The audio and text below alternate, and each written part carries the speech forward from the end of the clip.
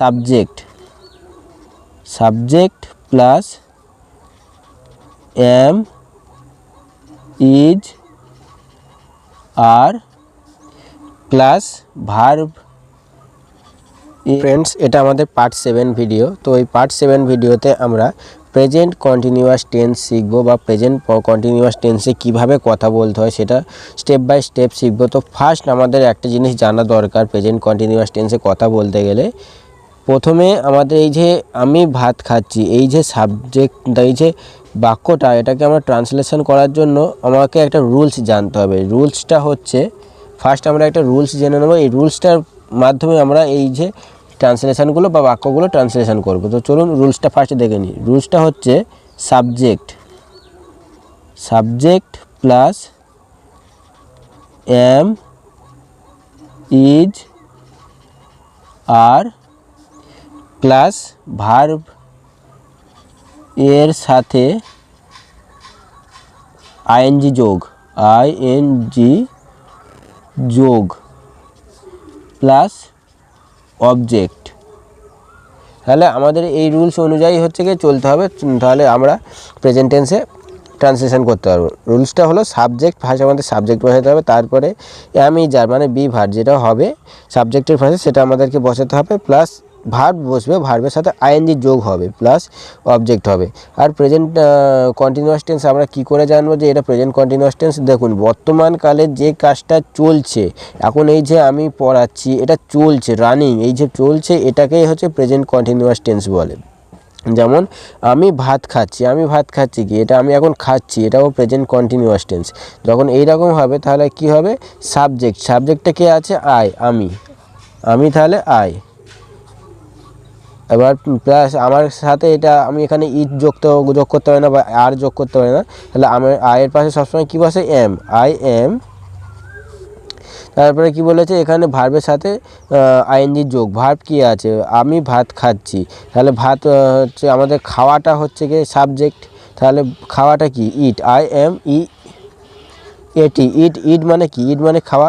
তাহলে ভার্ব, এটা ভার্বের সাথে আইএনজি যোগ হবে, তাহলে ইটের সাথে আইএনজি যোগ হলে ইটিং, আই এম। তাহলে ভার্বের প্লাস আইএনজি যোগ হয়ে গেলে তাহলে কি হচ্ছে? IATING, eating. তাহলে আই এম ইটিং। আর তারপরে কী বললাম? অবজেক্ট কী আছে?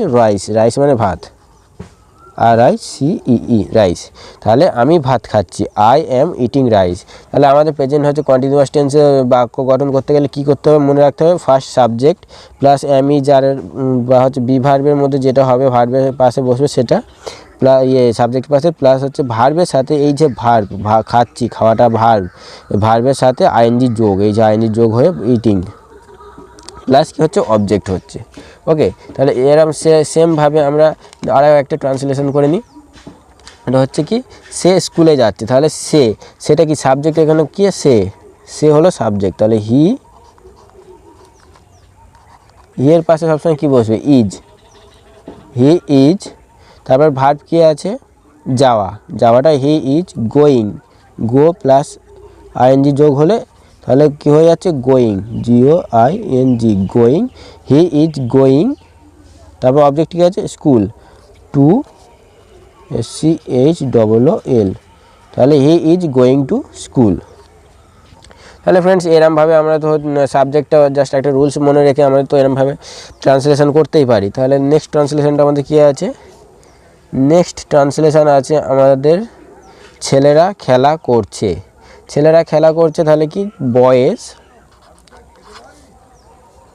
ছেলেরা মানে কি? বয়, BOYES, বয়েজ।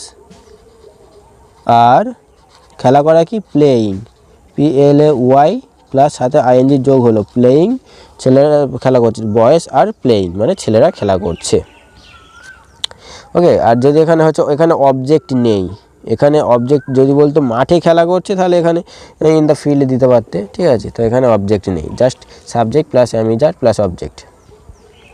সেমভাবে এখানে কি আছে? আমি একটি বই পড়ছি, তাহলে সেমভাবে আমরা কি এখানে ট্রান্সলেশন করব? আমি একটি বই পড়ছি, আমি মানে আইটা সাবজেক্ট, তারপরে সাবজেক্টের সাথে কী যোগ হচ্ছে?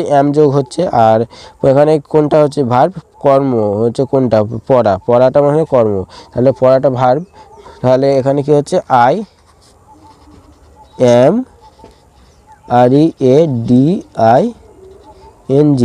READING রিডিং, আমি বই পড়ছি, আই এম রিডিং একটি বই, বুক, BOOK, I am reading book. তাহলে এখানে এই যে সাবজেক্ট প্লাস অ্যামিজারের মধ্যে বা ভার্বের মধ্যে এম বসে গেল, এই এসে ভার্ব প্লাস ING যোগ, তাহলে এখানে এটা সাবজেক্ট, এটা ভার্ব, এটা হচ্ছে কি মেন ভার্ব, এটা ING যোগ হচ্ছে, আর এটা হচ্ছে কি অবজেক্ট OBJ, এটা পুরোটা অবজেক্ট, এটা ING যোগ, এটা ভার্ব, এটা ভার্ব, এটা মেন সাবজেক্ট। তাহলে বোঝা গেল? তা ফ্রেন্ডস, তো এইভাবে তোমাদের একটা টাস্ক আছে, তানিয়া একটি গল্প লিখছে, এটা তোমাদেরকে করে আমাকে কমেন্টে জানাতে হবে যে তোমরা কতটা শিখলে, সেটা আমাকে জানতে হবে। যার জন্য এই ট্রান্সলেশনটা আমি করব না, এটা তোমরা আমাকে কমেন্টে জানাবে যে তানিয়া একটি গল্প লিখছে, এটা কিভাবে হচ্ছে আমরা ইংলিশে ট্রান্সলেশন করব। তো ফ্রেন্ডস, আশা করি ভিডিওটা তোমাদের ভালো লেগেছে, আর তোমরা হচ্ছে ক্লিয়ার হয়ে গেছো যে হচ্ছে প্রেজেন্ট কন্টিনিউয়াস টেন্সে আমরা কীভাবে ট্রান্সলেশন করব। যদি হচ্ছে ভিডিওটা তোমাদের ভালো লাগে, আর যদি কিছু বুঝতে পারো তাহলে একটা লাইক করে যেও ভিডিওতে। তো চলুন, আজকের জন্য ভিডিওটা এই পর্যন্ত, নেক্সট ভিডিওতে আবার সবার সাথে দেখা হবে। Tata everyone.